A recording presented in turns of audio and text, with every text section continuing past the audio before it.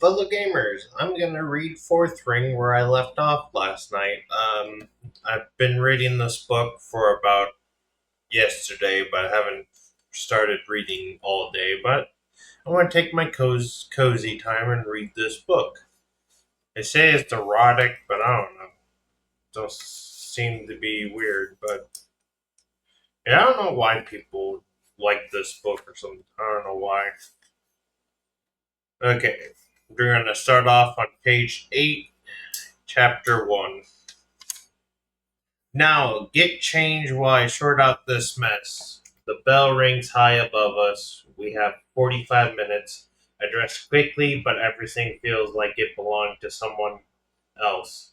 Though, obviously,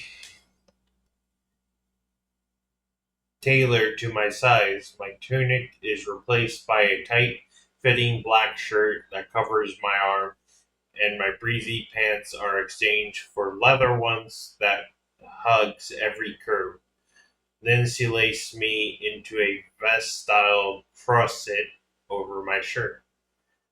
Keeps it from rubbing, she explained, like the gear rider wears into battle. I have to admit, the clothes are pretty badass, even if I feel like an impulser. God, this is really happening exactly because that's what you're doing going into battle. The combination of leather and the fabric I don't recognize cover me from collarbone to just below my waist, wrapping over my breasts and crossing up and over my shoulder. I finger the hidden stealth swung diagonally across the ribcage. For your daggers. I only have 4. I grab them from the pile on the floor. You you even more? I slid my weapons into my teeth as through my ribs themselves have become weapons. The design is integrated between my ribs and the self at my side. The blades are easily accessible. I barely recognize myself in the mirror. I look like a writer. I still feel like a scribe. Minutes later, half of what I packed is piled onto the crates. He repacked my rucksack, discarded anything deemed unnecessary, and almost everything supplemental while word vomiting advice about how to survive in the quadrant. Nancy surprised me by doing the most sentimental things ever, telling me to sit between her knees so she can braid my hair into a crown. I'm a kid again instead of a full grown woman, but I'll do it. What is this? I test the material just above my heart, scratching it with my fingernail, something I designed. She explained, tugging my braid painfully tight against my scalp. I had it specially made for you with tiny scales sewn in, so be careful with it. Dragon scales? I jerked my head back to look at her. Ha! Jen is huge. I happen to know a writer's whose power can make big things very small. A devious smile played across her head, and smaller things much, much bigger. I rolled my eyes, and Mara always been more vocal about her men than I have been about all 2 of them. I mean, how much bigger? She laughed, then tugs on the braid. Head forward. You should have cut your hair. She pulls the straight tight against my head and resumed waving. It's a liability in sparring and in battle, not to mention being a giant target.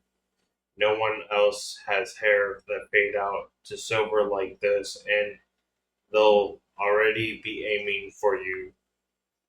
You know very well the natural pigment seems to gradually abandon it no matter the length. My eyes are just as indecisive, a light hazel of varying blues and amber that never seem to flavor either actual color. Besides, other than everyone else concerned for the side, my hair is the only thing about me that's perfectly healthy. Cutting it would feel like I'm punishing my body for finally doing something well, and not like I feel the need to hide who I am. You're not. Myra yanks on my braid, pulling my head back, and our eyes lock. You're the smartest woman I know. Don't forget that. Your brain is your best weapon. Outsmart them, Violet. Do you hear me? I nod, and she loosened her grip, then finished the braid and pulled me to my feet as she continued to summarize year of knowledge into 15 harrowed minutes, barely pausing to breathe. Be observant. Quiet is fine, but make sure you notice everything and everyone around you to your advantage. You read the codex a few times. The rulebook for the writer quadrant is a fraction of the length of the other diversion, probably because writers have trouble obeying rules. Good. Then you know that the other writers can kill you at any time, and the cutthroat cadets will try. Fewer cadets mean better odds at threshing. There are never enough dragons willing to bond, and everyone reckless enough to get themselves killed isn't worthy of a dragon anyway, except when sleeping. It's an exaltable offense to attack any cadet while sleeping. Article 3. Yes, but that doesn't mean you're safe at night. Sleep in this if you can. See, taps the stomach of my process. Writer's black is supposed to be earned. You sure I shouldn't wear my tunic today? I screwed my hand over the letter. I went up on the parapet. Will catch any spare cloths like a slight sail. Page 10. She hands me now much lighter pack. The tighter your clothes, the better off you are up there. And in the ring, once you start sparing, wear the armor at all times. Keep your dagger on you at all times. He points to the stealth down her thigh.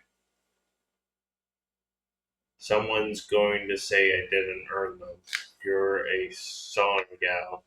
She responds as if that's answer enough. Fuck what they say. And you don't think the dragon skills are cheating? There's no such thing as cheating once you climb the turret. There's only survival and death. The bell chimes, only 30 minutes left. She swallows. It's almost time. Ready? No, neither am I. Neither was I. I mean, a weary smile lifted the corner of her mouth, and I spent my life training for it. I'm not going to die today. I sling my pack over my shoulder and breathe a little easier than this morning. I am definitely more manageable. The halls of the central administrative part of the fortress are eerily quiet as we wend our way down through the various staircase, but the noise from the outside grows larger and lower the descent through the windows. I see thousands of candidates hugging their loved ones and saying their goodbyes on the greasy field just beneath the main gate. From what I've witnessed every year, most families hold on to their cadets right up to the very last bell. Four roads leading to the fortress are clogged with horses and wagons, especially where they cover in the front of the college. But it's the empty one on at the edge of the field that makes me nervous. They're for the bodies, right before we round the last corner that will lead to the courtyard. Myra stopped. What is oof? She yanks me against her chest, hugging me tight in the relative privacy of the corridor. I love you, Violet. Remember everything I told you. Don't become another name on the death roll. Her voice shakes. I wrap my arms around her, squeezing tight. I'll be alright, I promise. She nods her chin, bumping against the top of her head. I know. Let's go. That's all she said before pulling away, walking into a crowd courtyard just inside the main gate to the fortress and structure commander and even our mother are gathered informally, waiting for the madness outside the wall to become the other within. Out of all the doors in the college, the main gate is the only one no cadet will enter today, since each quadrant has its own entrance and facility. Hell, the writers have their own cathedral, catedral, or something pretentious, a larger fox. I follow Myra, catching astrological F, her with a few quick strides. Find Dan Alto, meet Meyer, tell me as we cross through the courtyard heading for the door gate. Dane? I can't help but smile at though of seeing Dane again, and my heart rate jumps. It's been a year. I miss his soft brown eyes and the way he laughed, the way every part of his body joins in. I miss our friendship and the moment I thought might turn into more under the right surface, and I miss the way he looks at me like I'm someone worth noticing. I missed him. I just missed him. I've only been out of the cauldron for 3 years, but from what I hear, he's doing well, and he'll keep you safe. Don't smile like that, Myra. Kai's he's be a second year. She shakes her finger at me. Don't mess around with second years if you want to get laid, and you should. She lifts her brow, often considering you never know what the day brings, then screw around in her own year. Nothing is worse than cadets gossiping that you slept your way to safety. So I'm free to take any of the first year I want to bed, I say with a little grin. Just not the second or third year. Exactly, he winks. We cross through the grate, leaving the fortress and join the organized chaos beyond. Each of the Dara six Darve six provinces has sent this year to share the candidate for military service. Some volunteer, some are sentenced as punishment, most are conscription. The only thing we have in common here is at Bangladesh is that we passed the entrance exam, both written and an agility test. I still cannot believe I passed, which means at least we won't end up as fodder for the infantry on the front line. The atmosphere is tense with anticipation as Myra leads me along the worn cobblestone path towards the southern turret. The main college is built into the side of Bangladesh Mountain as if it was carved from a ridgeal line of the peak itself. Sometimes I have issues reading Bangladesh or whatever that word is, the town that they're mentioning. The sprawling, formidable structure towered over the crowd of anxious, waiting candidates and their tearful family with its stories, tall stone battlement built to protect the high rise of the keep within, as defense turrets at each of the corner on one of which houses the bell. The majority of the crowd moves to line up the base of the northern turret, the entrance to the infirmary quadrant. Some of the mess head towards the gate behind us as the healer quadrant that consumed the southern end of the college. If envy clenches my chest when I spot a few taking the central tunnel into the archive below the forces to join the scribe quadrant. The entrance to the Rydran quadrant is nothing more than a fortified door at the base of the tower, just like the infantry entrance to the north. But while the infantry candidates can walk straight into the ground level quadrant, we rider candidates will climb. Myra and I join the riders' line, waiting to sign in, and I make the mistake of glancing up. High above us crosses the rider bottom valley that divides the main college from the even higher looming cathedral of the rider quadrant. On the southern ridgeline is the parapet, the stone bridge that's about to separate riders candidates from the cadets over the next few hours. I can't believe I'm about to cross that thing. And to think I've been preparing for the scribe written exam all these years. My voice stripped with sarcasm, a should have been played on the balance beam. Myra ignores me as the line moves forward and the candidates disappear through the door. Don't let the wind sway your step. Two candidates ahead of us, a woman swab as her partner grips her away from a young man. The couple breaking from the line, retreating in tears down the hillside towards the crowd of loved ones lining the road. There are no other parents ahead of us, only a few dozen candidates moving towards the roll keeper. Keep your eyes on the stone ahead of you and don't look down, Myra say, the line of her face tightening, arm out of her balance. If the pack slip, drop it. Better it fall than you. I look behind us where it seems hundreds have filled in within the span of minutes. Maybe I should let them go first, I whisper as panic fists my heart. What the hell am I doing? No, Myra answered. The longer you wait on this emotion towards the tower, the greater your fear has a chance to grow. Cross the parrot before the terror owns you. So, basically, I've read a few pages already. I'm at page 12.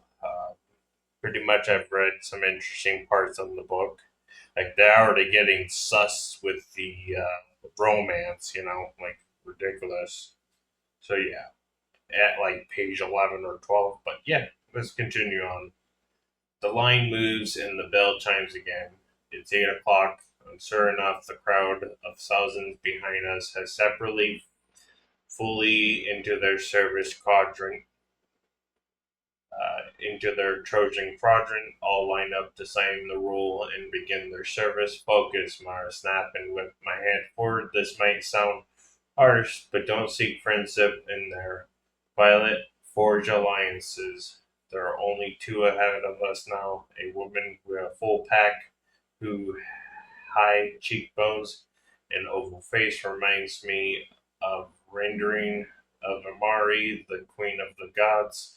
Her dark brown hair is worn in several rows of sword braids that just touch the equally dark skin of her neck. The second is the muscular blond man with the women crying over him. He's carrying an even bigger rucksack. I look around the pair towards the roll keeping desk, and my eyes widen. Is he? I whisper. Meyer glances and mutter a curse. A specialist kid. Yep. You see that simmering mark that starts on the top of his wrist? It's a relic from the rebellion. I left my eyebrow in surprise. The only relics I've ever heard of are when a dragon user uses magic to mark the skin of their bonded rider, but those relics are a symbol of honor in power and generally in the shape of the dragon who gifted them. These marks are swirl and slashes that feel more like a warning than a claiming. Dragon did that, I whisper. She nodded. Moan say General and Dragon did it to all of them when he executed their parents, but she wasn't exactly open to further discussion on the topic. Nothing like punishing the kid to doubt more parents from committing treason. It seemed crude, but the first rule of living in Balagus is never question a dragon. They tend to cremate anyone they find rude. Most of the marked kids who carry rebellion relics are from Terranor, and of course, but there are a few whose parents turned traitor from the other provinces. The blood drained from her blade, and she grips the strap of my pack, turning me to face her. I just remember her voice drops, and I lean in, my heart's jumping at the urgency of her tone. Stay the hell away from Axon Ryerson. Her air rushes my lung. That name, that's Axon Ryerson. She confirms fear, fate lacing her glaze. He's a third year, and he will kill you the second he finds out who you are. Okay, can I get that guy's name? Couldn't figure out how to read it properly, but yeah. His father was the great betrayer. He led the rebellion. I say quietly, what is Agdian, Agdian doing here? All of the children of the leader were conscription as punishment for their parents' crimes. Myra whispered as he scuffled sideways, moving with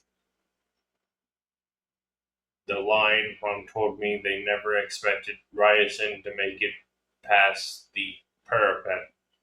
Then they figure a cadet will kill him, but once his dragon chose him, she shake her head. Well, there's nothing much that can be done then.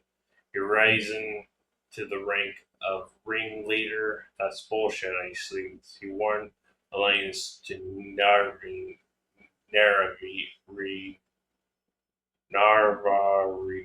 but I don't think that will stop him where you're concerned. Once you get across the parapet, because you will make it across, find Dan, but he'll put you in his squad and will just hope it's fair for Ryerson. She grips my strap tighter. Stay away from him. Got it? Notice I nod. Next, a voice called from behind. A wooden table that bears the role of the writer called the marked writer I don't know is seated next to a scribe I do, and Captain Fraser Bones Fitzgibbonson, silver eyebrow rise over his weather face. Violet Sorningale? I nodded, picking up the quill and signing my name next the empty line on the roll. But I thought you were meant for the scribe quadrant, Captain Fearon said softly. I envied his cream-colored tunic, unable to find the word. General Surrogate choose otherwise, Mara supplied. Sadness filled the older man's eye. Pity had so much promise. By the gods. The writer next to Captain Ferguson said, You're Myra Sorrentale. His jaw drops. I can smell his hero worship from here. Sorrentale? His I am. She nods. This is my sister Violet. She be a first year. If she survives the paralysis, someone behind me snickers. Went up, might blow her right off. You fought it at Deathmore. The writer behind the desk say with awe, they gave you the order of the Talon for taking out that battery behind enemy line. The smickerings up. As I was saying, Myra put a hand at the small of my back. This is my sister Violet, you know. The way Captain nod and point to the open doors into the turret. It looks ominously dark in here, and the fight urge to. How many pages is this book gonna end? I got like 4 pages to finish chapter one. I'm thinking I'm gonna take a break after this. But yeah, run like hell.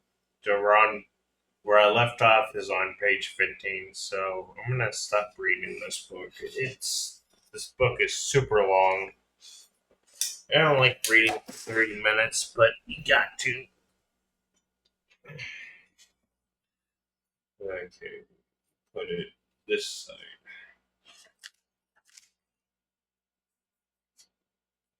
Okay, so I hope you enjoyed Fourth Ring. I already started getting to the erotic bits for a bit, but only just once, just short chat, you know. So yeah, thanks for watching. I'll keep you guys posted. Bye.